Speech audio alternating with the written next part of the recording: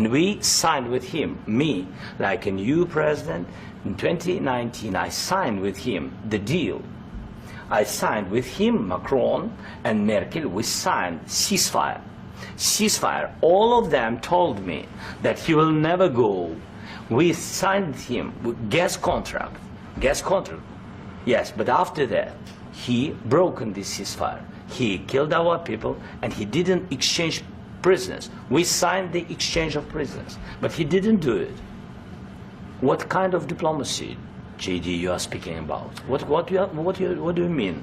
I'm talking about the kind of diplomacy that's going to end the destruction of your country. Yes, but if you Mr. President, with respect, I think it's disrespectful for you to come into the Oval Office and try to litigate this in front of the American media. Right now, you guys are going around and forcing conscripts to the front lines because you have manpower problems. You should be thanking the President for trying to bring an end to this conflict. Have you ever been to Ukraine that you say what problems we have?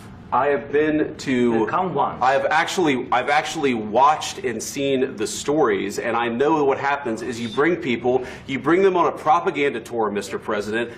Do you disagree that you've had problems bringing people into your military? And do you think that it's respectful to come to the Oval Office of the United States of America and attack the administration that is trying to prevent the destruction of your country?